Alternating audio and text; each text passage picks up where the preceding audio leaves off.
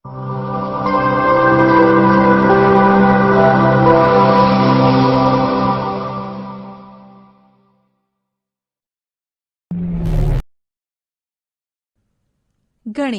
ધોરણ 8 પ્રકરણ 13 સમપ્રમાણ અને વ્યસ્ત પ્રમાણ.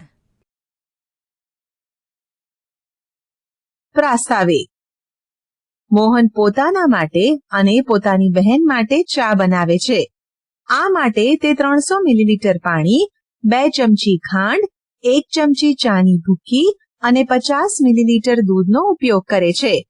હવે જો તેને 5 વ્યક્તિઓ માટે ચા બનાવવી હોય તો ઉપરોક્ત વસ્તુઓનો કેટલો જથ્થો જોઈએ? 2.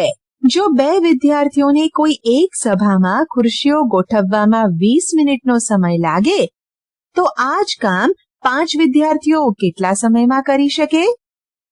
દૈનિક જીવનમાં આપણે આવી ઘણી બધી પરિસ્થિતિઓનો સામનો કરતા હોઈએ છીએ, જેમાં આપણે જોઈએ છીએ કે કોઈ એક રાશિમાં થતા પરિવર્તનને કારણે અન્ય રાશિમાં પણ પરિવર્તન આવે છે.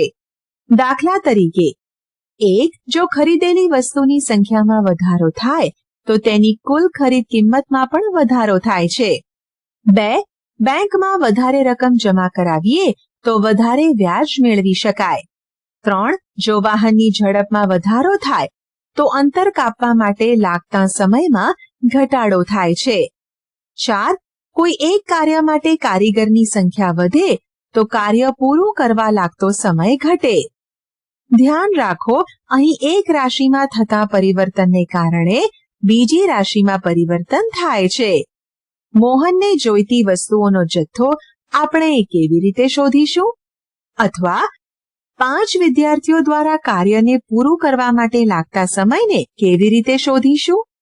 આ પ્રકારના પ્રશ્નોના જવાબ માટે આપણે ચલનના મહત્વના મુદ્દાઓનો અભ્યાસ કરીશું.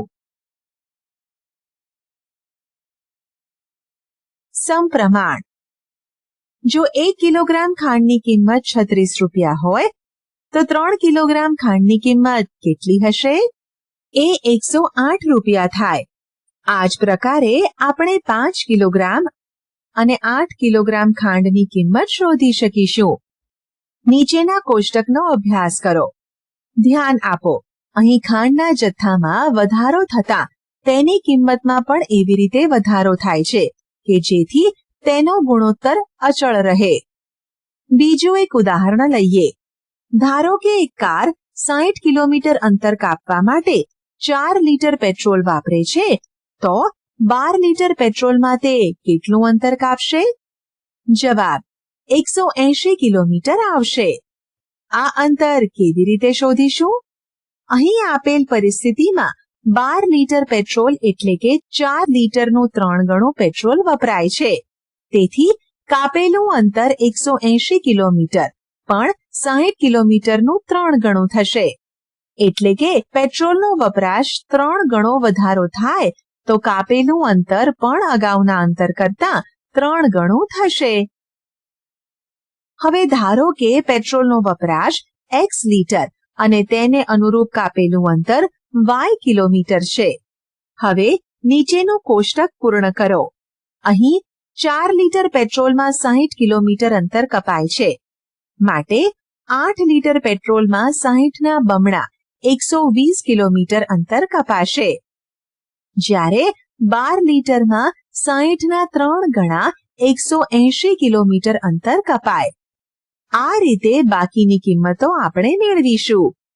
અહીં આપણે જોઈશું કે x ના મૂલ્યમાં વધારો થાય છે ત્યારે y ના મૂલ્યોમાં પણ એવી રીતે વધારો થાય છે કે જેથી ગુણોત્તર x/y માં કોઈ ફેરફાર ન થાય, એટલે કે તે અચળ રહે.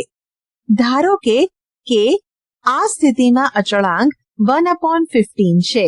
4/60 is equal to 8/120 is equal to 12/180 is equal to 1/15. આમ આપણે કહી શકીએ કે જો x/y is equal to k અથવા xy is equal to ky હોય તો x એ y ના સમપ્રમાણમાં છે. આ ઉદાહરણમાં 4/60 is equal to 12/180 છે.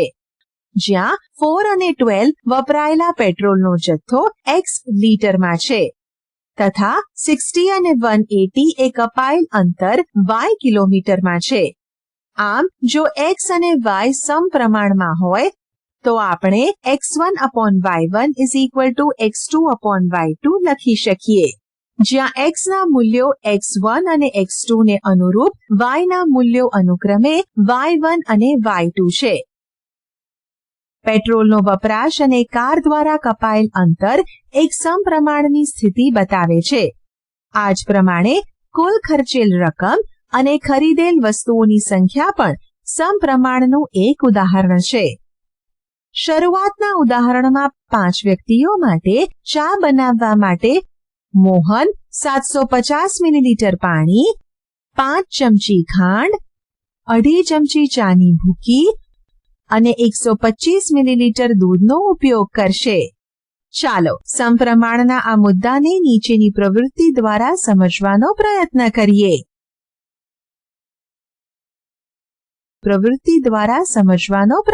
કરીએ. એક ઘડિયાળ લો અને તેના મિનિટ કાંટાને 12 પર ગોઠવો. મિનિટ કાંટાએ તેની પ્રારંભિક સ્થિતિ સાથે બનાવેલ ખૂણા તથા વીતેલા સમયને નીચેના કોષ્ટક સ્વરૂપે દર્શાવો.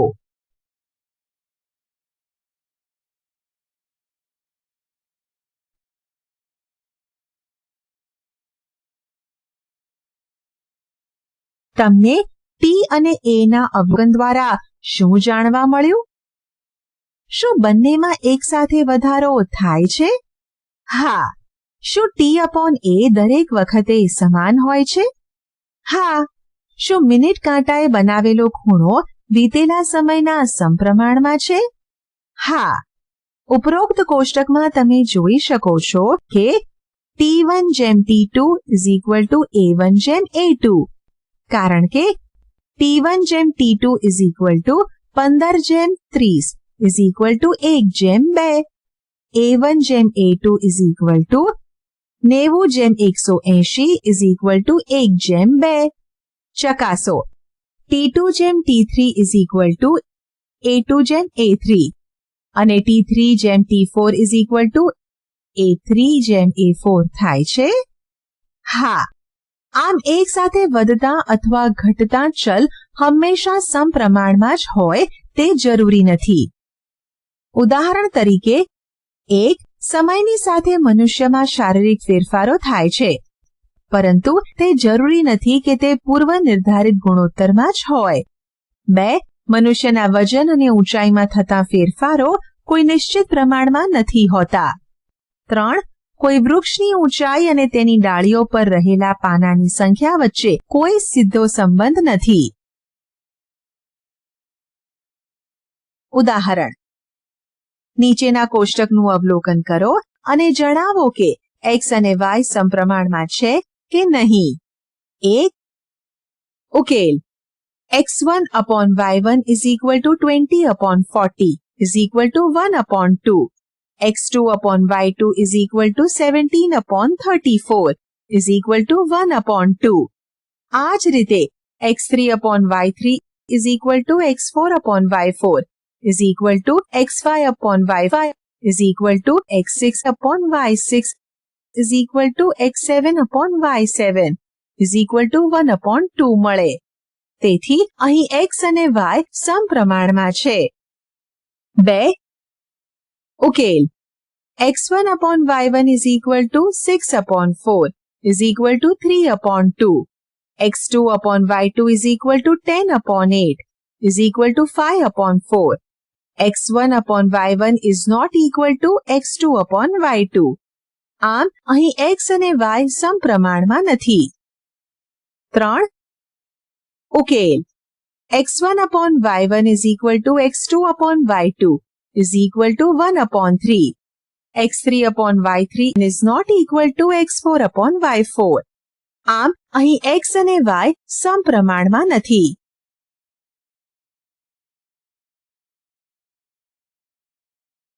ઉદાહરણ.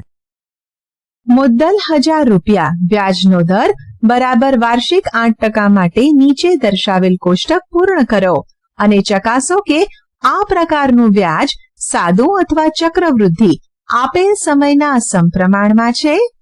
ઉકેલ. પહેલા વર્ષ માટે સાદું વ્યાજ I is equal to PRT upon 100 is equal to 1000 into 8 into 1 upon 100 is equal to 80 रुपया. चक्रवृद्धि व्याज A is equal to P into bracket 1 plus R upon 100 whole raised to T is equal to 1000 into bracket 1 plus 8 upon 100 whole raised to 1 is equal to 1080 रुपया.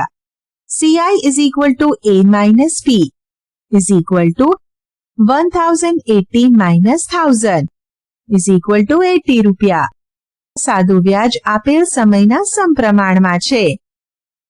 બીજા વર્ષ માટે સાદું વ્યાજ I is equal to PRT upon 100 is equal to 1000 into 8 into 2 upon 100 is equal to 160 रुपया.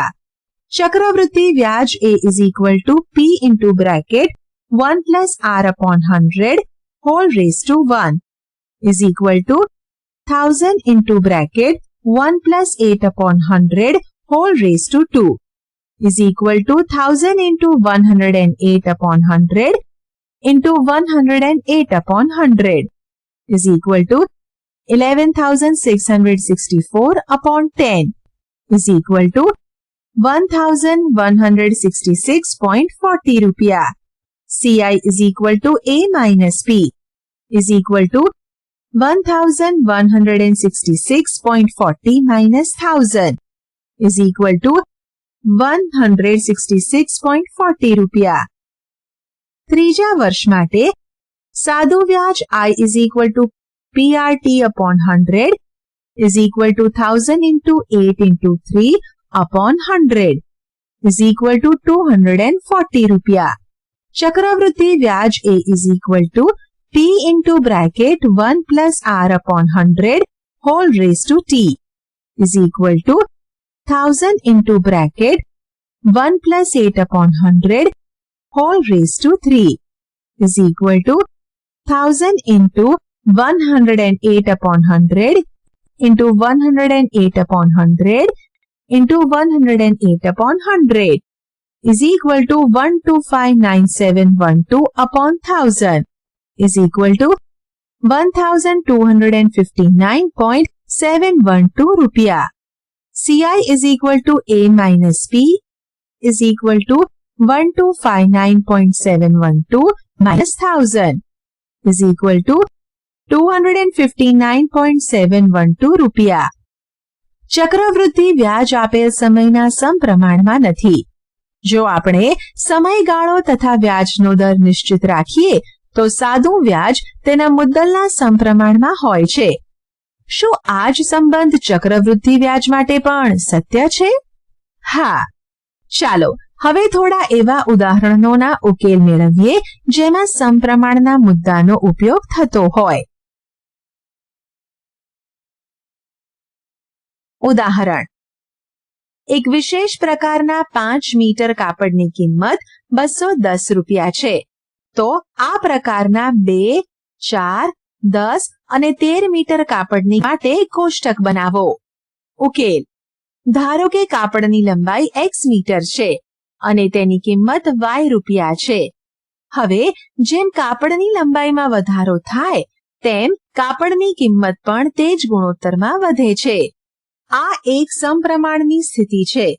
આપણે અહીં x1 upon y1 is equal to x2 upon y2 પ્રકારના સંબંધનો ઉપયોગ કરીએ. એક, અહીં x1 is equal to 5, y1 is equal to 210 અને x2 is equal to 2, y2 is equal to કેટલા? માટે x1 upon y1 is equal to x2 upon y2. માટે 5 upon 210 is equal to 2 upon y2 અથવા 5y2 is equal to 2 into 210. y2 is equal to 2 into 210 upon 5 is equal to 84. 2. જો x3 is equal to 4 હોય તો 5 upon 210 is equal to 4 upon y3. માટે 5y3 is equal to 4 into 210. માટે y3 is equal to 4 into 210 upon 5 is equal to 168.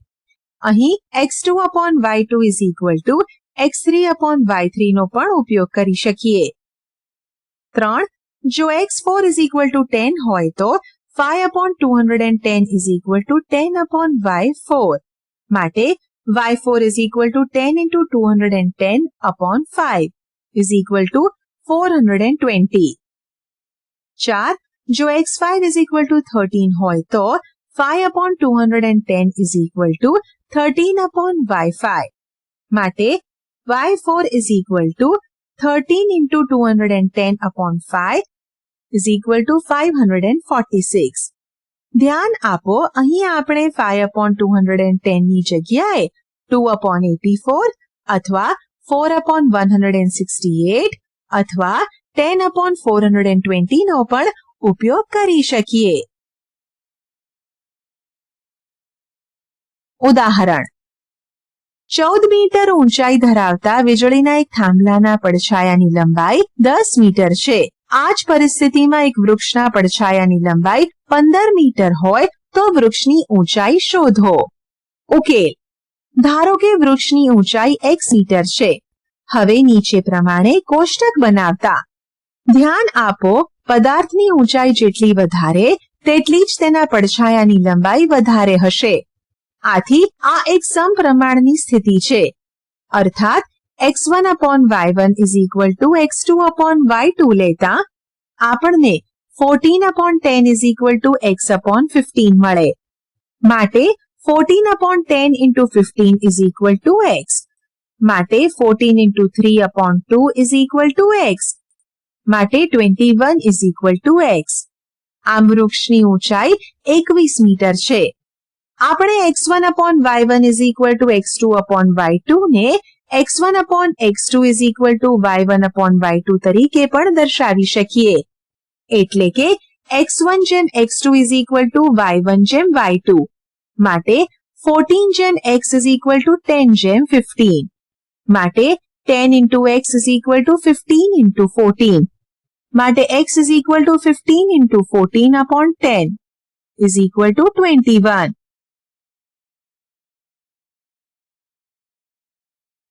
ઉદાહરણ જો 12 જાડા કાગળનું વજન 40 ગ્રામ હોય તો આ જ પ્રકારના કેટલા કાગળનું વજન 2.5 કિલોગ્રામ થાય? ઉકેલ. ધારો કે x સંખ્યાના કાગળનું વજન 2.5 કિલોગ્રામ છે. ઉપરોક્ત માહિતીને કોષ્ટક સ્વરૂપે દર્શાવતા કાગળની સંખ્યા વધારે હશે તો તેનું વજન પણ વધારે વધશે. તેથી કાગળની સંખ્યા તેના વજનના સમપ્રમાણમાં છે. તેથી 12 upon 40 is equal to x upon 2500. માટે 12 into 2500 upon 40 is equal to x.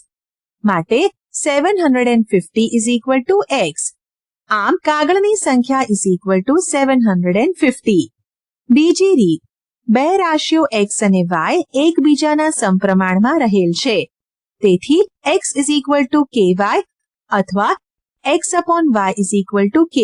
અહીં k is equal to કાગળની સંખ્યા upon કાગળનું ગ્રામમાં વજન is equal to 12 upon 40 is equal to 3 upon 10. હવે જો x સંખ્યામાં કાગળનું વજન 2.5 કિલોગ્રામ એટલે કે 2500 ગ્રામ હોય તો x is equal to ky નો ઉપયોગ કરતા x is equal to 3 upon 10 into 2500 is equal to 750. આમ 750 કાગળનું વજન 2.5 કિલોગ્રામ હશે. ઉદાહરણ એક રેલગાડી 75 કિલોમીટર પ્રતિ કલાકની ઝડપે ગતિ કરે છે તો 1 20 મિનિટમાં કેટલું અંતર કાપશે? 2 250 કિલોમીટર કાપવા માટે લાગતો સમય શોધો. ઉકેલ. ધારો કે રેલગાડીએ 20 મિનિટમાં કાપેલ અંતર x અને 250 કિલોમીટર માટે લાગતો સમય મિનિટમાં y છે. અહીં ઝડપ અચળ છે. તેથી કાપેલું અંતર સમયના સમપ્રમાણમાં હશે.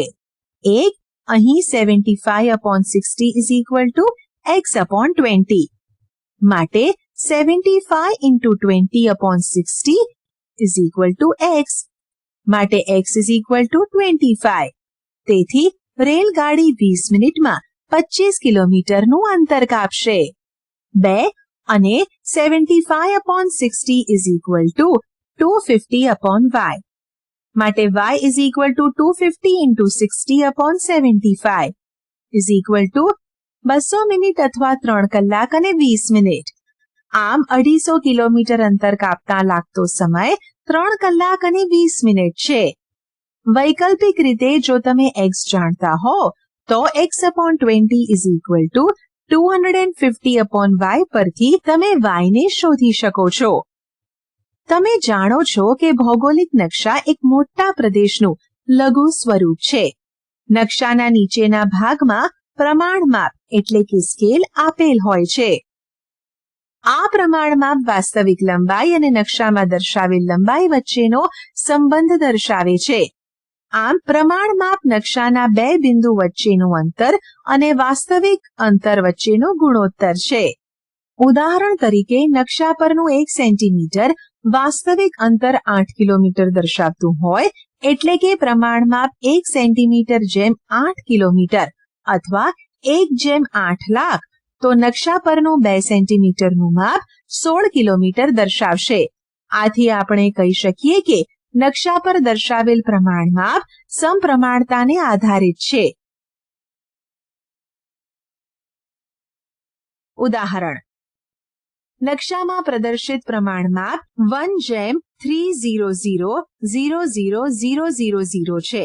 નકશામાં બે શહેર વચ્ચેનું અંતર 4 સેન્ટીમીટર હોય તો વાસ્તવિક અંતર શોધો. ઉકેલ: ધારો કે નકશા પરનું અંતર x સેન્ટીમીટર અને વાસ્તવિક અંતર y સેન્ટીમીટર છે. માટે 1:300,000,000 is equal to x જેમ y. 1/3 into 10⁷ is equal to x upon y. પરંતુ x is equal to 4 છે. તેથી 1/3 into 10⁷ is equal to 4 upon y. માટે y is equal to 4 into 3 into 10⁷ is equal to 12 into 10⁷ centimeter is equal to 1200 kilometre. આમ નકશામાં 4 સેન્ટીમીટરના અંતરે આવેલા બે શહેર વાસ્તવિક રૂપે એકબીજાથી 1200 કિલોમીટરના અંતરે આવેલ છે.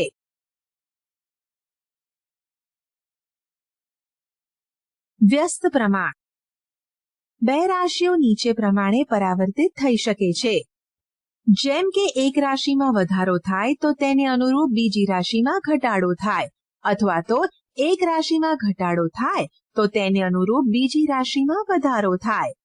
ઉદાહરણ તરીકે એક કામ પૂરું કરવા માટે કારીગરની સંખ્યામાં વધારો થાય તો કામ પૂરું કરવા માટે લાગતા સમયમાં ઘટાડો થાય છે.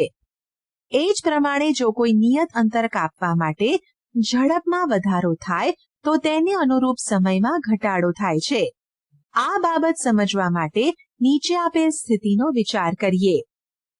ઉદાહરણ: ઝાહિદા તેની શાળાએ 4 અલગ અલગ રીતે જઈ શકે છે. ચાલીને, દોડીને, સાયકલ ઉપર અથવા કારમાં. હવે નીચેના કોષ્ટકનો અભ્યાસ કરો. અહીં જેમ ઝડપમાં વધારો થાય છે તેમ નિયત અંતર કાપતા સમયમાં ઘટાડો થાય છે. જ્યારે ઝાહિદા દોડીને પોતાની ઝડપ બમણી કરે છે ત્યારે અંતર કાપતા લાગતો સમય અડધા ભાગનો થાય છે. હવે તે સાયકલનો ઉપયોગ કરીને ઝડપ 3 ગણી કરે છે ત્યારે લાગતો સમય 1/3 ભાગનો થાય છે. આ જ પ્રમાણે ઝડપમાં 15 ગણો વધારો થતા નિયત અંતર કાપવા માટે લાગતો સમય 1/15 ગણો થાય છે. અર્થાત નિયત અંતર કાપવા માટે લાગતા સમયમાં ઘટાડો ઝડપમાં થતા વધારાના વ્યસ્ત પ્રમાણમાં હોય છે. શું આપણે કહી શકીએ કે ઝડપ અને સમય એકબીજાના વ્યસ્ત પ્રમાણમાં પરિવર્તિત થાય છે? ચાલો એક બીજું ઉદાહરણ જોઈએ. ઉદાહરણ: એક શાળા ગણિતના પાઠ્યપુસ્તક માટે 6,000 રૂપિયા ખર્ચ કરવા માંગે છે. 40 રૂપિયા પ્રતિ પુસ્તકના દરે કેટલા પુસ્તક ખરીદી શકાય? અહીં સ્પષ્ટ છે કે 150 પુસ્તક ખરીદી શકાય. હવે જો પુસ્તકની કિંમત 40 રૂપિયાથી વધારે હોય તો આપેલ રકમમાં 150 થી ઓછા પુસ્તકોની ખરીદી શક્ય બનશે. નીચે આપેલું કોષ્ટક જુઓ. તમે શું અવલોકન કર્યું? તમે જોઈ શકો છો કે જ્યારે પુસ્તકની કિંમતમાં વધારો થાય છે ત્યારે નિયત રકમમાં ખરીદી શકાય તેવા પુસ્તકોની સંખ્યામાં ઘટાડો થાય છે. જ્યારે પુસ્તકની કિંમત 40 રૂપિયાથી વધીને 50 રૂપિયા થાય છે ત્યારે તેની વૃદ્ધિમાં થતો ગુણોત્તર 4:5 છે અને તેમને અનુરૂપ પુસ્તકોની સંખ્યા 150 થી ઘટીને 120 થાય છે. તેથી તેમનો ગુણોત્તર 5:4 થાય. અર્થાત આ બંને ગુણોત્તરો એકબીજાના વ્યસ્ત છે. ધ્યાન આપો, બે રાશિઓને અનુરૂપ મૂલ્યોનો ગુણાકાર અચળ હોય છે. અર્થાત 40 ગુણ્યા 150 બરાબર 50 ગુણ્યા 120 બરાબર 6000. હવે જ્યારે આપણે એક પુસ્તકની કિંમત x અને ખરીદી શકાય તેવા પુસ્તકોની સંખ્યાને y તરીકે દર્શાવીએ તો જ્યારે x માં વધારો થાય ત્યારે y માં ઘટાડો થશે અને તે જ પ્રમાણે x માં ઘટાડો થાય તો y માં વધારો થશે. અહીં બંનેનો ગુણાકાર xy અચળ રહે તે અગત્યનું છે. આમ આપણે કહી શકીએ કે x એ y ના વ્યસ્ત પ્રમાણમાં ચલે છે અને y એ x ના વ્યસ્ત પ્રમાણમાં ચલે છે. આમ બે રાશિઓ x અને y એકબીજાના વ્યસ્ત પ્રમાણમાં ચલે છે તેમ કહેવાય. જો તેમની વચ્ચે xy = k પ્રકારનો કોઈ સંબંધ હોય, અહીં k અચળાંક છે. હવે જો x ના મૂલ્યો x1 અને x2 ને અનુરૂપ y ના મૂલ્યો y1 અને y2 હોય તો x1 y1 = x2 y2 = k. અર્થાત x1/x2 = y2/y1. આમ x અને y વ્યસ્ત પ્રમાણમાં છે. આમ ઉપરોક્ત ઉદાહરણમાં એક પુસ્તકની કિંમત અને નિયત રકમમાં ખરીદાયેલી પુસ્તકોની સંખ્યા એકબીજાના વ્યસ્ત પ્રમાણમાં છે.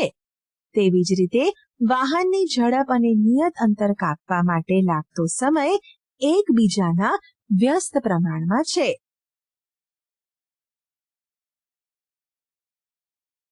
પ્રવૃત્તિ. એક ચોરસ કાગળ લો અને તેના પર 48 કુકરીને અલગ અલગ સંખ્યાની હરોળમાં દર્શાવ્યા મુજબ ગોઠવો. શું તમે જોયું? અહીં જ્યારે R માં વધારો થાય છે ત્યારે C માં ઘટાડો થાય છે. 1. શું R1 જેમ R2 = C2 જેમ C1 છે?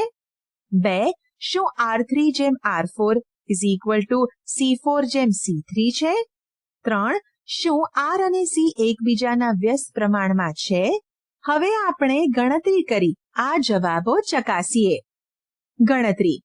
હારને R અને સ્તંભને C લઈશું.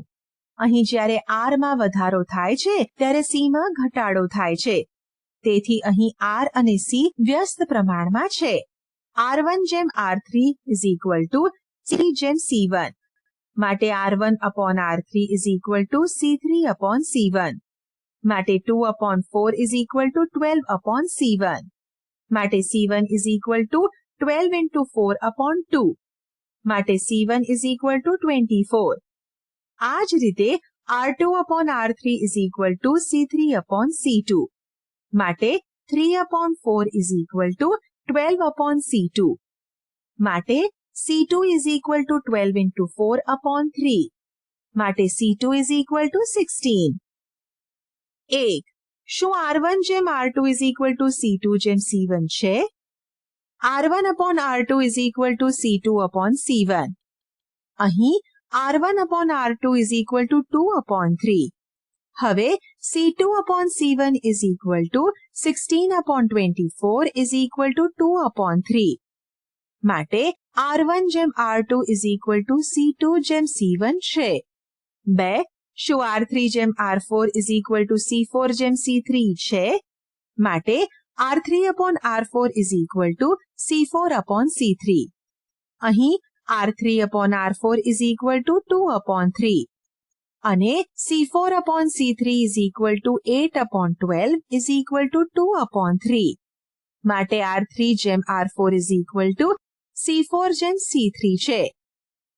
3. શું આર અને સી એકબીજાના વ્યસ્ત પ્રમાણમાં છે? અહીં આર વધવાની સાથે સીમાં ઘટાડો થાય છે, તેથી આર અને સી એકબીજાના વ્યસ્ત પ્રમાણમાં છે.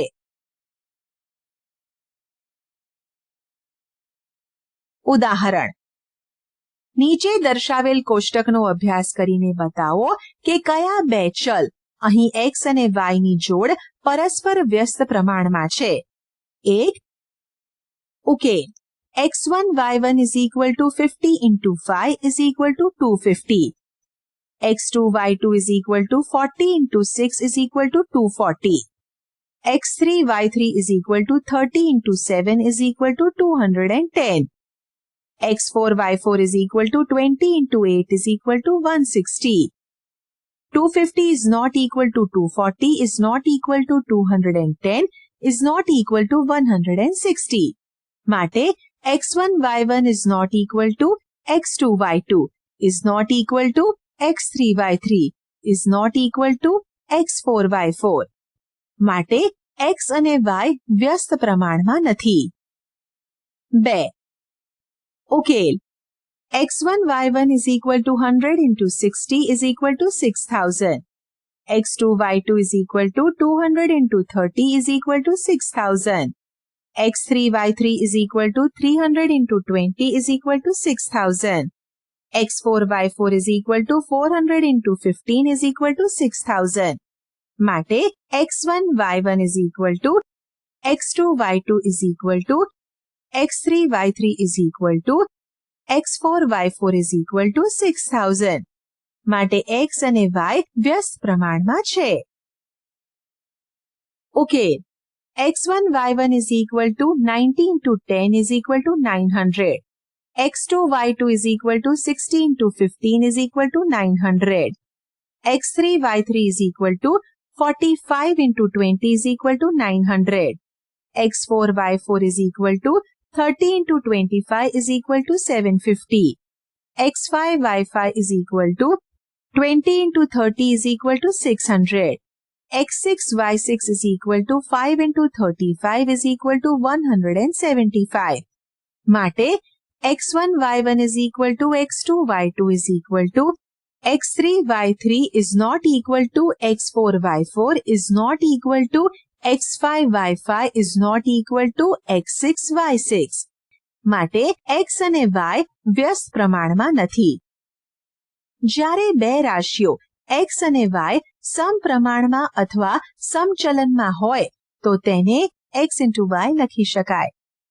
જ્યારે બે રાશિઓ x અને y વ્યસ્ત પ્રમાણમાં અથવા વ્યસ્ત ચલનમાં હોય તો તેને x infinity 1/y લખી શકાય. હવે થોડાક એવા ઉદાહરણો જોઈએ જેમાં વ્યસ્ત પ્રમાણનો ઉપયોગ થતો હોય. ઉદાહરણ: એક ટાંકીને 1 કલાક અને 20 મિનિટમાં ભરવા માટે 6 પાઇપનો ઉપયોગ કરવો પડે છે. હવે જો ફક્ત 5 પાઇપનો ઉપયોગ કરીએ તો ટાંકીને ભરતા કેટલો સમય લાગે? ઉકેલ: ધારો કે ટાંકીને ભરવા માટે લાગતો સમય x મિનિટ છે.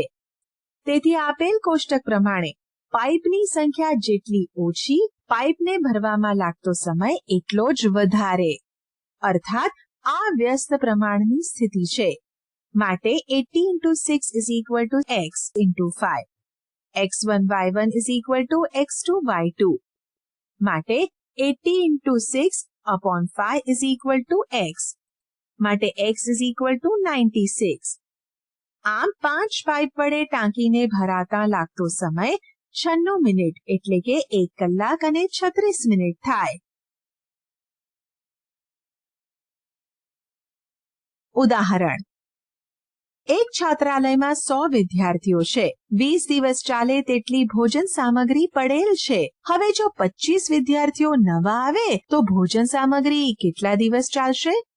ઉકેલ: જો 125 વિદ્યાર્થીઓ હોય તો ભોજન સામગ્રી y દિવસ સુધી ચાલશે. આપણી પાસે નીચે પ્રમાણેનું કોષ્ટક છે. ધ્યાન આપો, અહીં જેમ વિદ્યાર્થીઓની સંખ્યા વધશે તેમ સામગ્રી ખલાસ થવા માટેના દિવસો ઘટશે. આથી આ વ્યસ્ત પ્રમાણની સ્થિતિ છે. તેથી 100 into 20 is equal to 125 into y. માટે 100 into 20 upon 125 is equal to y. માટે y is equal to 16. આમ જો 25 વિદ્યાર્થી જોડાય તો ભોજન સામગ્રી 16 દિવસ ચાલશે.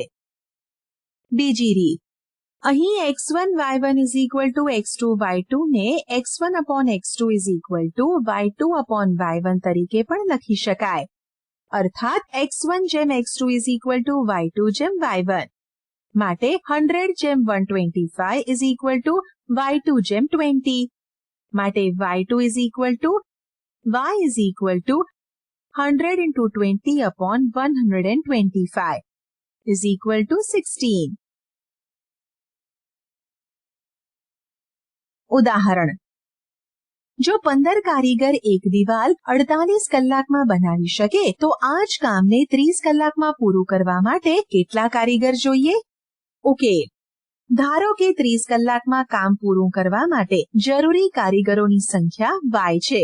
તેથી આપણને નીચે પ્રમાણે કોષ્ટક મળે.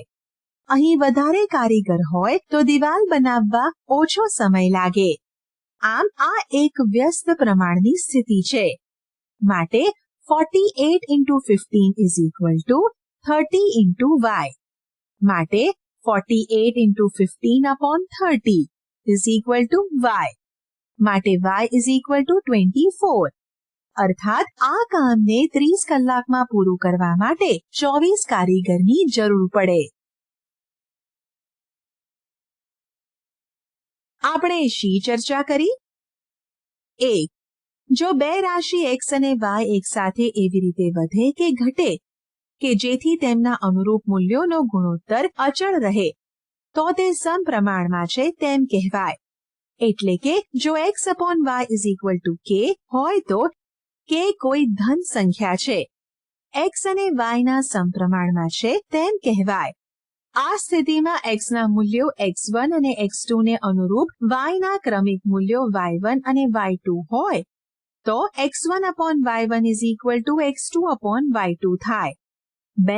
બે રાશિ x અને y માટે જો રાશિ x માં થતો વધારો કે ઘટાડો રાશિ y માં એવી રીતે ઘટાડો કે વધારો કરે કે જેથી તેમના અનુરૂપ મૂલ્યોના ગુણાકાર અચળ રહે તો તેઓ એકબીજાના વ્યસ્ત પ્રમાણમાં છે તેમ કહેવાય. એટલે કે જો xy is equal to k હોય તો x અને y પરસ્પર વ્યસ્ત પ્રમાણમાં છે. આ સ્થિતિમાં x ના મૂલ્યો x1 અને x2 ને અનુરૂપ y ના ક્રમિક મૂલ્યો y1 અને y2 હોય તો x1 y1 is equal to x2 y2 અથવા x1 upon x2 is equal to y2 upon y1 થાય. આશા છે કે તમને આ ઈ લર્નિંગ મોડ્યુલમાં મજા આવી હશે. આભાર.